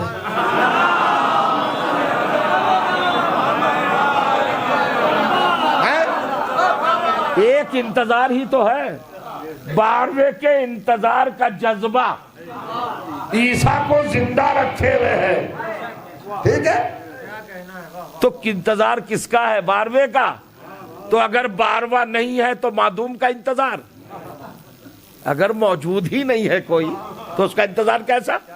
ये तो खाली हवा में गिरे बांधना हो गया है, नहीं तो इंतजार काहेगा? है, वो आएगा, नमाज पढ़ाएगा, मैं पढ़ूंगा, बाकी बातें बाद में। तो कैसी होगी ये नमाज? अब शरीयत है साहब, मजाक नहीं है, हैं? ये साहब हकीम काजिम साहब के घर के पास फ्लैट बन रहे हैं, 4-5 मंजिल है, ट्रिपल स्टोरियो, क्या क्या कह सकते हैं आज की जबान में। और मैं 5वीं मंजिल पर चढ़ा, मैंने कहा बनारस वालों, मुसल्ला लेके हाथ में, वजू करके सजदा का मुसल्ले से चिपका के एक हाथ में लेके, बनारस वालों गवाह रहना, देखो मैं नियत बांध के कूद रहा हूं नमाज पढ़ता हुआ। मैं क्या फतवा आएगा मेरे लिए? जाहिर है 5वीं मंजिल से कूदूंगा तो बचूंगा थोड़े, मर गया। अब मैं मरूंगा तो हलाक मरूंगा, हलाकत होगी, जहन्नम में जाऊंगा, हालांकि नमाज पढ़ता हुआ मर रहा हूं, मगर ये अपनी मर्जी की वजह करदा नमाज है, ये शरीयत ने मुझ पे वाजिब नहीं की थी, मैंने अलग किया। तो ऐसी नमाज। एक साहब गए समंदर के किनारे, बम्बई चौपाटी, उन्होंने फिर मुसल्ला दबाया हाथ में और कहा अल्लाह अकबर, और समंदर में कूद पड़े, डूब गए, मर गए। क्या है? हलाकत, फना, जहन्नम में जाएंगे सीधे। वो इस चक्कर में थे कि नहीं नमाज पढ़ूं। ईसा कह रहे हैं मैं बिल्कुल अलग नमाज पढ़ूंगा खास। तो कौन सी नमाज होगी? वही नमाज जो हमारे लिए हलाकत का सबब हो। वो नमाज कैसी होगी? वो नमाज होगी समंदर पे मुसल्ला बिछेगा, ठीक? बस समझ गए आप? अरे परवरदिगार काबे में बिछवा, مدینے میں بچھوا دے، بیت المقدس میں بچھوا دے، مصلی بچھوا دے نا، یہ سمندر پہ کیوں بھجوا رہا ہے؟ کا تجربہ بڑا غلط ہے۔ اگر زمین پہ کہیں بھی بھجوا دیا، مکے میں، مدینے میں، ہر جگہ پر، میرا تجربہ بڑا خطرناک ہے۔ میرا نبی جب بھی گیا اپنی جگہ چھوڑ کر، کوئی بھی کود کے اس کی جگہ پہ آ گیا۔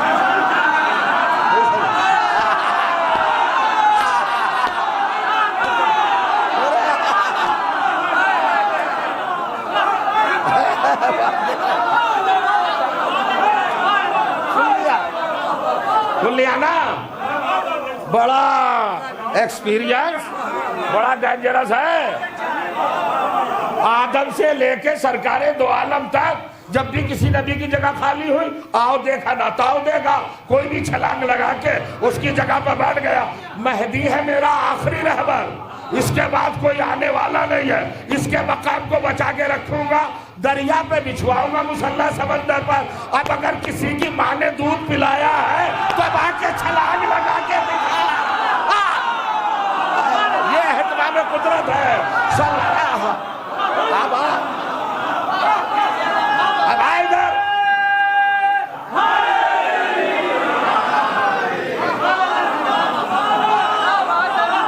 یہ ہے وہ مخصوص نماز، یہ ہے اوصانی بالصلاۃ والزکاۃ ما دمت حیا۔ یہ سورہ مریم ہے، یہ عیسیٰ کا اعلان ہے، نوید ہے، اناؤنسمنٹ ہے، اظہار ہے۔ عیسیٰ کہہ رہے ہیں جب تک مروں گا نہیں اب نماز ہوگی انشاءاللہ۔ بس کرفیو بھی تو لگائے نا بنارس میں، ہاں جانے کے لیے بھی تو وقت چاہیے، حالانکہ اہل بیت والوں کا کرفیو نہیں لگتا۔ کوئی رکاوٹ ایسی ہے ہی نہیں دنیا میں جو ہم کو روک سکے، چونکہ ہم اس کے ماننے والے ہیں جس کو کعبے کی دیوار نہ روک سکے۔ شرافت ایک الگ چیز ہے، شرافت کا برتاؤ ایک الگ چیز ہے۔ آپ نے غور کیا، آپ نے فکر کی، یہ ہے منزل۔ انسان ہم چلے تھے تو احسن ہے انسان، ساری کائنات حسین۔ اب جس کا اقتدار کائنات کی ایک ایک چیز پہ ہو وہی احسن ہے۔ جو سورج کے سامنے سر جھکا لے وہ احسن ہوگا، جو چاند کے سامنے سر جھکا لے اسے احسن ہونے کا حق ہے نہیں۔ اچھا سنیے، اب ایک بات کہنا چاہتا ہوں، احسن تو بڑا مشکل ہے، نیا باب کھول رہا ہوں 2 منٹ کی بات، بس اب تک جانے کے لیے کمال ہے۔ انبیاء کتنے ہیں؟ 1,24,000۔ سرکار دو عالم کو ذرا علیحدہ کر دیجئے چونکہ وہ کمپٹیشن میں نہیں آتے، ان کو اللہ نے، ان کے لیے تو یہ ناممکن، امپاسبل، نیور کہ کہا جائے کہ وہ محمد جیسا ہے۔ کائنات میں ان کے جیسا کوئی ہے ہی نہیں، بس اگر کوئی ہے تو محمد ہی ہے۔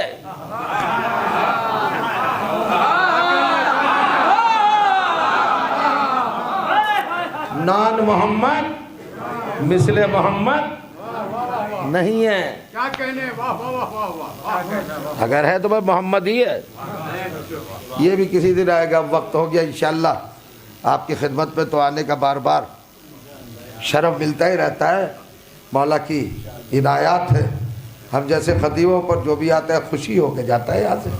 آپ نوازتے بہت اچھی سماج سے ہے، اور ذاکر خود نہیں پڑھتا، 2 طاقتیں پڑھواتی ہے، ایک آپ کی طرف سے حسن طلب، ایک ان کی طرف سے نصرت کا ہاتھ، تائید۔ تو اب کیا ہوا حضور؟ 1,00,000، اب ایک گھٹا دیجئے، 1,23,000۔ جانتے ہو ان کا زمانہ کتنے پیریڈ پر مشتمل ہے؟ پھیلا ہوا 18,000 برس، حضرت آدم کی تخلیق سے جب سے وہ دنیا میں آئے اور سرکار دو عالم کی ولادت تک 18,000 برس.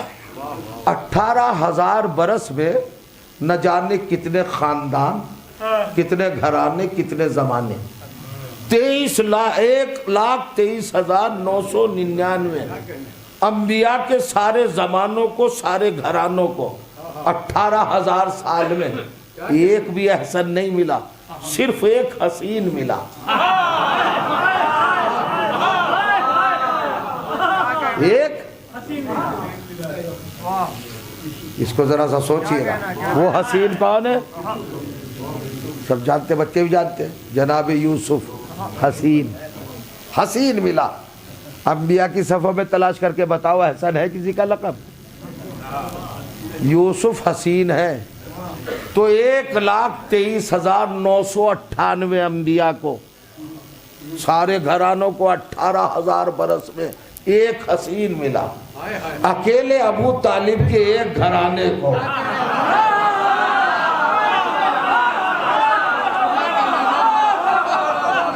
ایک ہی وقت میں 5 احسن ملے. آپ کہیں گے آپ نے کیسے کہا احسن؟ علی احسن ہے. احسن کس طرح ہے؟ آپ یہ بتائیے یوسف حسین کس طرح ہے؟ یوسف حسین، ارے ان کے حسین ہونے کا ثبوت قرآن میں ہے. سورہ یوسف 12واں سورہ 36ویں آیت ارشاد ہوا فَلَمَّا رَأَيْنَاهُ أَكْبَرْنَاهُ فَقَطَّعْنَا أَيْدِيَهُنَّ قُلْنَا حَاشَ لِلَّهِ مَا هَذَا بَشَرٌ.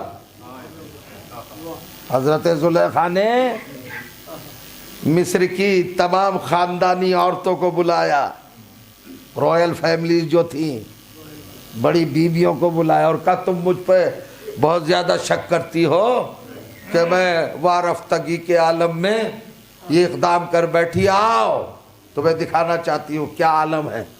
ادھر گئی یوسف کے پاس، یوسف ایک میرا کام کر دو گے ذرا سا؟ حالانکہ دشمن تھی. یوسف نے کہا کیا چاہتی ہو؟ کہا ایک بس ذرا سا میری سجائی ہوئی محفل کے قریب سے گزر جانا. یوسف تمہارا کچھ نہیں بگڑے گا، میرا سب کچھ بن جائے گا. حضرت یوسف نے کہا قبول، منظور کریے آپ اہتمام. اب اہتمام کیا کیا؟ جینیس خواتین کو بلا کر ان سے کہا کھانا بعد میں کھلائیں گے آپ کو، پہلے یہ ایک لیمو لے اور ایک چھری لے، تیز دھار چھری. کہ یہ کیوں دے رہی ہو بی بی عزیز مصر کی بیگم، یہ آپ کو کیوں دے رہی ہو؟ یہ قرآن پڑھ رہا ہوں میں، تاریخ نہیں، سورہ یوسف. فرمائے اب آیتیں پڑھنے میں وقت گزر جائے گا تو دیکھیے آپ قرآن پڑھ لیجئے گا کہ یہ لیمو لو، چھری لو، جب میرا یوسف گزرے تو تم چھری چلا دینا لیمو پر. کہ ٹھیک ہے، ٹھیک ہو گیا. حضرت یوسف کا ادھر سے گزر ہوا تجلی کا یہ عالم تھا کہ انہوں نے یہ چھری چلائی تو لیمو بھول ہی گئی انگلیاں. فقطانا، کیا ہوا؟ قطانا. قطانا تختی سے بنا ہے، شاعر بہت اچھی طرح جانتے ہیں تختی کو. تختی کا مطلب ہوتا ہے بار بار قطع کرنا. قطانا ایک بار چھری نہیں چلی، جتنی دیر دیکھتی رہی مسلسل چلتی رہی، یعنی بائی چانس کا معاملہ نہیں تھا. نہیں سمجھ رہے ہیں کہ جھٹکے میں چھری چل گئی ہو. قطانا کاٹتی رہی، ایدیہن مسلسل جب تک نظر رہی یوسف کے چہرے پر، یوسف کے جوان پر، یوسف کے حسن پر، پہم چھری چلتی رہی. قطانا مسلسل کنٹینیوس چھری چلتی رہی، وہ انگلیاں کاٹتی رہے. ہمیں تو دلیل مل گئی. لوگ کہتے ہیں، توجہ کیجیے گا، ارے جب حسین کو دیکھ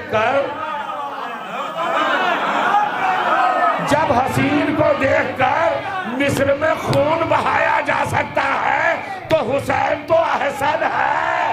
اگر زنجیر کا ماتم ہو، اگر قبا کا ماتم ہو،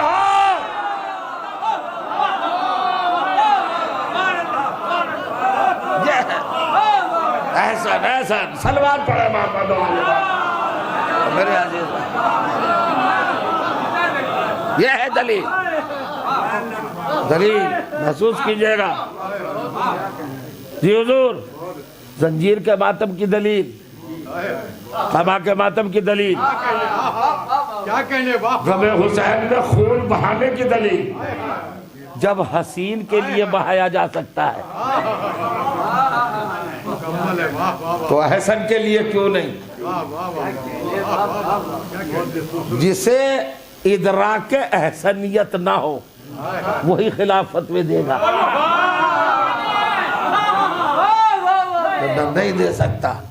یہ ہے اب صاحب گفتگو، باقی پوائنٹس، نکات، فضائل کے گوشے آپ نے سنا، تقریباً 80 منٹ ہو گئے ہیں، بس اب ختم، ماتم بھی ہے اس کے بعد۔ غور کریں آپ، تو انسان کو کیا بنایا اللہ نے؟ احسن بنایا، احسن۔ اب احسن اور حسین کی بات بتا رہا ہوں، دونوں میں فرق ہے۔ ساری کائنات میں ایک مل پایا سارے معصوموں کو، حسین، اور میرا علی کون؟ احسن۔ ہمیں احسن ملا۔ یہ جو ہم یا علی کا نعرہ لگاتے ہیں، یہ نعرہ بھی احسن ہے، لگاتے ہیں نا۔ کسی کو نعرہ سمجھ میں نہیں آتا، علی حق سمجھ میں ہی نہیں آتا، یہ سب سے بہتر نعرہ ہے، بہت بڑا نعرہ ہے، علی ہے احسن۔ اب آپ کہیں گے احسن کیوں؟ حسن کی قدر نگاہ خاتون سے بہتر کوئی معین نہیں کر سکتی۔ خاتون کی نظر تعین حسن کر سکتی ہے کائنات میں، اور کوئی نہیں کر سکتا۔ میں یہ جملہ کہہ رہا ہوں، کچھ سوچئے گا، لطف اندوز ہوئیے گا بستر پہ لیٹ کر، سمجھے آپ؟ یہ چیزیں سب لطف رکھتی ہیں اپنے اندر۔ خاتون سے بہتر حسن کا ادراک، قدردانی، حیثیت کوئی نہیں پہچان سکتا۔ تو مصر کی عورتوں نے پہچانا حسین کو، انگلیاں کاٹ ڈالی، علی احسن ہے، کیا دلیل ہے؟ تو بس دلیل یہی ہے، جسے دیکھ کے انگلیاں کٹ جائے اور پتہ نہ چلے وہ حسین ہے، اور جسے دیکھ کے گردن کٹ جائے اور پتہ نہ چلے وہ احسن ہے۔ ہمارا سلام ہوگی سب پر۔ توجہ چاہ رہا ہوں، مصر کی عورتوں نے انگلیاں کاٹی تو قصیدہ بھی پڑھا۔ کیا قصیدہ پڑھا؟ سامنے دیکھ کر چہرہ بالمشافہہ، لائیو چہرہ سامنے تھا، تب پڑھا قصیدہ، تب کٹی انگلیاں۔ مگر وارے سب سولی پہ ہاتھ کٹ رہے، پیر کٹ رہے، گلا کٹ گیا، زبان کٹ گئی، علی علی کرتا رہا۔ توجہ چاہ رہا ہوں، یہ معیار نظر ہے، یہ معیار عقیدہ ہے، یہ معیار عشق ہے، یہ معیار معرفت ہے۔ یعنی احسن کو دیکھنا شرط نہیں ہے، سوچنا کافی ہے۔ سوچنا۔ اور میں نے مولا نے کہا ٹھیک ہے، دنیا تو بھی گزار لے گا، کل کیا کیا گزری ہم پر آج یاد بھی نہیں۔ مصیبتیں گزرتی ہیں، آتی ہے، چلی جاتی ہے۔ سب سے بڑی مصیبت ہے جان کنی، جب روح نکلے گی۔ سب سے بڑی مصیبت ہے نزا کا وقت، ہے نا، سکرات کا عالم، موت کا ہنگام۔ سب سے بڑی سختی ہے قبر، فشار قبر۔ تو دنیا میں ہم نے کہا ہی نہیں کچھ، اور آخرت کے لیے جہاں ہم نپٹ نہ سکے وہ سارا کام علی نے اپنے ہاتھ میں لیا۔ جب تیری روح نکلے گی میں آؤں گا، ہے نا۔ جب تو مجھے بغیر دیکھے ہوئے گلا کٹوا لیتا اور پتہ نہیں چلتا، تو جب میں تیرے سامنے ہوں گا تو روح کب نکل گئی پتہ ہی نہیں چلے گا۔ اسی لیے روایت میں آیا ہے کہ مومن کی روح ایسے نکل جاتی ہے جیسے پھول سے خوشبو۔ کلی جب تک کلی ہے وہ کمال پر نہیں ہے، کلی کمال بنتی ہے جب پھول بن جائے۔ مومن پھول کب بنے گا؟ جب علی کی زیارت ہوگی، جب موت سامنے آئے گی، قبر میں آئیں گے علی، قبض روح کے وقت آئیں گے علی۔ اب میں آپ کی خدمت پہ سوچ رہا تھا کیا پڑھوں۔ ایک عزادار کے اصالے ثواب کی مجلس ہے، آپ کے آنسو آمادہ ہیں ہجرت کرنے کے لیے، آپ کی آنکھوں سے رومال زہرا کی طرف، ہے نا، آمادہ ہو گئے نا آپ۔ یہ فرات اشک چشم چھلک گئی. ادھر کربلا والوں کا تصور آیا, بڑے مجلسی تھے جن کے اصالِ ثواب کی یہ مجلس ہے, عابدی صاحب, بادشاہ صاحب, واقعی بادشاہ, جس کی دولت کو کوئی خرید نہ سکے, ایسا بادشاہ. گھر تو بک جاتے, کوئی خرید لے گا, پراپرٹی بک جاتی ہے, کوئی بھی خرید لے گا. یہ اشک دنیا میں کوئی نہیں خرید سکتا. اشکوں کے بادشاہ تھے وہ. ہر مجلس میں آنا. میں نے جب رقے پر ان کی تصویر دیکھی تو میں نے پہچانا. مجلسوں میں ہوتے تھے, بڑے انہماک سے, خلوص سے, استغراق کے ساتھ ڈوب کر مجلس سنتے تھے, گریا کرتے تھے. عزادار کی کیا منزل ہے اللہ کی نظر میں, اہل بیت کی نگاہ میں؟ تو بس مختصر کر کے کہہ رہا ہوں, 1 سے 1.5 منٹ بس آپ رو لیجئے, ایصال ثواب کا ذخیرہ فراہم ہو جائے, مرنے والے کے لیے ثواب اور نجات کا ذریعہ میسر آ جائے. میں چاہوں گا مال مجلس آنسو. نماز پڑھتے ہیں ہم, روزہ رکھتے ہیں ہم, واجب ہے, زکوٰۃ واجب ہے, حج واجب ہے. فروع دین میں جتنی بھی برانچیز ہیں اسلام میں سب واجب, لیکن واجب عمل کا بدلہ کب ملے گا, جزا کب ملے گی؟ نماز پڑھیے آج, نماز کی جزا ملے گی قیامت میں. روزہ رکھیے آج, جزا ملے گی قیامت میں. حج کریے آج, جزا ملے گی قیامت میں. سن رہے ہیں, محسوس کیا آپ نے؟ ہر عمل کا بدلہ قیامت میں. ہے کوئی انسان جو بتا دے قیامت کب آئے گی؟ وہ بتا ہی نہیں. تو بڑا لمبا ادھار ہے, سارا کاروبار ادھار پہ چل رہا ہے. آج دو مال, پیمنٹ کب ملے گا؟ قیامت میں. تو چیز ہے, نماز ادھار, روزہ ادھار, انشاءاللہ ملے گا, جزا ملے گی. اس کا برکت دنیا میں بھی ظاہر ہوتی ہے نماز سے, ایسا نہیں ہے, مگر ہے تو ادھار معاملہ, وہ بڑا لمبے ٹائم کا ادھار ہے نا حضور. قیامت آئے گی تو فیصلہ ہوگا, پھر اس کے بعد ملے گا. قبول ہوئی کہ نہیں نماز, روزہ قبول ہوا کہ نہیں ہوا, عادل مطلق ہے, دے گا اپنے فضل سے دے گا. تو اتنے دن انتظار کرنا پڑے گا جناب, ہر چیز کا ملے گا, مگر قیامت کے بعد ملے گا. عزاداری ایسا سبجیکٹ ہے کہ اس کے لیے قیامت کا انتظار ہی نہیں, قیامت کا انتظار ہی نہیں. آپ کہیں گے کیسے؟ سنیے, ملک الموت کے آنے سے پہلے, ہنگام موت, سکرات کے وقت جب جا کنی کا عالم ہوتا ہے, جب روح قبض ہونے کا وقت آتا ہے, ملک الموت نہیں آتا ہوتا ہے, فاطمہ زہرا پہلے آ جاتی ہے اپنے حسین کے عزادار کی حفاظت کے لیے, مدد کے لیے. سرور المومنین کتاب کا نام ہے, نازمیہ لائبریری میں ہے, ہم نے بچپن میں پڑھی تھی سرور المومنین, پرشین پرنٹ ہے, دیکھیں اس میں ایک روایت میں نے پڑھی, وہ سنا دوں. عزاداری کا معاملہ قیامت پہ نہیں رکھا کہ ماتم آج کرو جزا قیامت میں ملے گی, رو آج جزا قیامت نہیں. دنیا چھوڑنے سے پہلے لے کے جا اپنا پیمنٹ یہاں سے, یہ ہے عزاداری. ادھر ملک الموت آیا نہیں, ابھی آنے میں دیر ہے. شہزادی آ گئی, اپنے مظلوم کے عزادار کی مدد کو, خبرگیری کو. اب آئے ملک الموت, دیکھا شہزادی عالمیہ نے تھرا کے رہ گیا. بی بی آپ, معظمہ مخدومہ آپ, سیدہ کائنات آپ, ملکہ جنت آپ آ گئے. کہا جانتا نہیں یہ کون ہے؟ یہ میرے حسین کا عزادار ہے.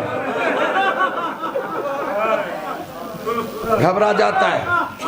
شہزادی کہتی ہے کیوں آیا ہے؟ کبھی بھی مجھے اللہ نے بھیجا ہے اس کی روح قبض کرنے کے لیے. بی بی فرماتی ہے روح قبض کرنے آئے؟ عزادار کی, ماتمدار کی. میرے حسین کے عاشق ذات کی روح قبض کرنے آیا، ڈر جاتا ہے، گھبرا جاتا ہے، لرزتا ہے، کانپتا ہے، تھرا جاتا ہے، پنڈلیاں اس کی کانپتی ہیں، ارتعاش کے عالم میں دہشت زدہ ہو کر نظریں جھکا کے ہاتھ جوڑ کے سر نگو ہو کر شہزادی کی بارگاہ میں کہتا ہے بی بی اجازت ہے اپنے کام پر میں آگے بڑھوں، انجام دو، حکم الہی کی تعمیل کرو۔ کمال ہے، اللہ بھیج چکا پھر بھی فاطمہ سے اجازت چاہ رہا ہے۔ عظمت زہرا، اجازت ہے مخدومہ، روح قبض کرو۔ اب شہزادی کہتی ہے یہ ہے سننے والی بات، کہاں سے روح قبض کرے گا؟ سوچ میں پڑ جاتا ہے، بی بی کا روح قبض کرے گا نا عزادار کی، آیا ہے نا اسی کام سے؟ کہ جی ہاں، تو کہاں سے روح قبض کرے گا؟ کبھی بھی آنکھوں سے، کہا نہیں، یہ آنکھیں میرے حسین پر ہوتی ہیں۔ تو کیسے کر لے گا روح قبض آنکھوں سے؟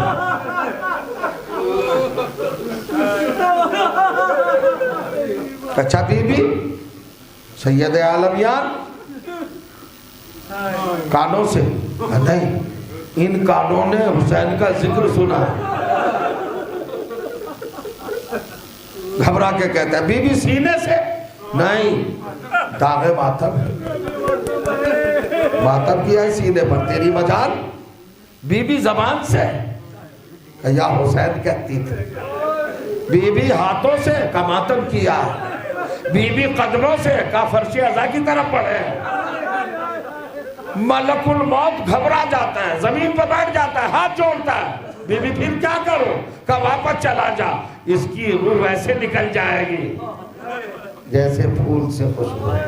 پڑھ دیا تک روایت۔ اب اگلا حصہ ہے روایت کا، وہی شہزادی، وہی مخدومہ، وہی معظمہ بی بی سیدہ کائنات مادر حسین، دکھیا بطول، جو تڑپ تڑپ کے کہہ رہی تھی اس کی روح تو قبض کرے گا، بتا رہی تھی، گھبرا رہا تھا ملک الموت۔ اب میں نے روایت کا جو حصہ پڑھا، دوسرا حصہ یہ تھا کہ فاطمہ زہرا صلوات اللہ علیہا اس عزادار کی طرف سے منہ پھرا کر کھڑی ہو جاتی ہے۔ اللہ فرما، یہ تھا روایت کا وہ ٹکڑا جس نے مجھے حیرت میں ڈالا۔ ابھی تو فرما رہی تھی آنکھوں سے روح قبض مت کر، روئی ہے کانوں سے نہ کر، یا حسین کی صدا سنیے قدموں سے نہ کر، یہ فرش آزادی کی طرف پڑھے، اور ابھی آپ نے چہرہ مقدس اس کی طرف سے پھرا لیا۔ یہ روایت میری سمجھ میں نہیں آئی، میں نے اپنے استاد سے پوچھا کہ سرکار یہ سمجھ میں نہیں آ رہا ہے۔ انہوں نے کہا سمجھانے کی بات نہیں ہے، کبھی کسی کی موت ہو مومنین میں تو اس موقع پر چلے جانا، سمجھ میں آ جائے گا۔ اتفاق سے مدرسے کے پاس ایک مومن پر 2 دن کے بعد سکرات کا حملہ ہوا اور ان کی موت قریب آئی، ہم بھی پہنچ گئے۔ تو مرتے وقت اس سے گھر والے بھروسہ کہہ رہے تھے بھئی یا علی کہو یا حسین کہو، کلمہ پڑھو، دعا پڑھو، دعائے عدیلہ پڑھو، یہ دوہرا وہ دوہرا۔ اس کی زبان پہ تھے کانٹے بڑے بڑے، موت کے خوف سے اٹھ ہی نہیں رہی تھی، کچھ کہہ نہیں رہا تھا۔ تو گھر کے عزیزوں نے کہا بھائی اس کی زبان خشک ہے، اس کو تر ہونا چاہیے پہلے، جب یہ تر نہیں ہوگی تو بولے گا کیسے؟ لہٰذا ایک پیالے میں پانی لے کے آئے، ایک چمچ لائے اور کہا کہ اس کے دہن میں ڈالو تاکہ یہ بول جائے۔ جیسے اس کے دہن میں پانی ڈالا، مجھے روایت کا مطلب سمجھ میں آ گیا کہ فاطمہ منہ کیوں پھرا لیتی ہے۔ ارے فاطمہ کلیجہ پکڑ کے کہتی ہوگی اے حسین کے عزادار، تو کتنا مقدر والا ہے کہ تیرے وارث وقت آخر تجھے پانی پلا رہے، مگر ہائے میرا حسین، ارے ایڑیا رگڑ رہا تھا، شبر خنجر چلا رہا تھا، حسین کہہ رہے تھے الاداش الاداش، ہائے پیاس ہائے پیاس، اور کوئی پانی دینے والا نہ تھا۔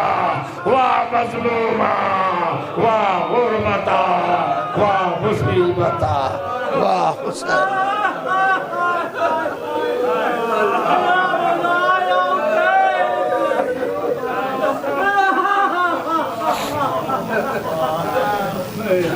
وَسَيَعْلَمُ الَّذِينَ ظَلَمُوا أَيَّ مُنْقَلَبٍ يَنْقَلِبُونَ عَلَى لَعْنَةِ اللَّهِ وَعَلَى الْقَوْمِ الظَّالِمِينَ رَبَّنَا تَقَبَّلْ مِنَّا إِنَّكَ أَنْتَ السَّمِيعُ الْعَلِيمُ إِلَٰهِي بِحَقِّ الزَّهْرَةِ وَأَبِيهَا وَبَعْلِهَا وَبَنِيهَا والسر المستودع فی علیہ السلام۔ رب کریم تجھے ذکر عظیم کا واسطہ ہماری عبادات کو شرف قبولیت عطا فرما، ہم کو نیک اعمال کرنے کی مسلسل توفیق عطا فرما۔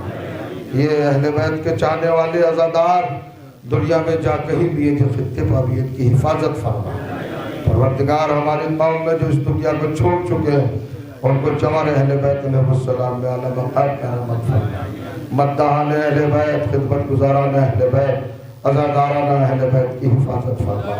ہر طرح کی بلا اور زحمتوں سے ان کو محفوظ رکھ۔ حضرت حجت اجل اللہ تعالیٰ فرج الشریف علیہ السلام کے ظہور میں تاجیل فرما۔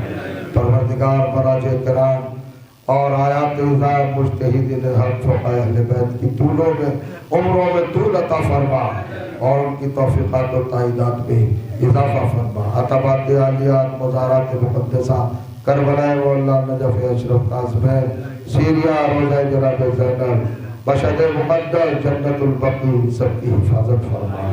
پروردگار تیرے چاہنے والوں کے جو جو ملک ہے ان کی حفاظت فرما۔ دشمنان اہل بیت کے منصوبوں کو بیکار فرما دے۔ ہمارے ملک میں امن و امان کو قائم رکھ۔ پروردگار اس موجودہ بیماری سے سب کو محفوظ رکھ۔ حضرات ایک مرتبہ سورہ حمد اور 3 مرتبہ سورہ توحید کی تلاوت فرما کر بارے دیگر جناب مرحوم کی روح کو ہدیہ ثواب جناب سید بادشاہ حسین عابدی ابن جناب طاہر حسین عابدی صاحب کی روح کو ہدیہ ثواب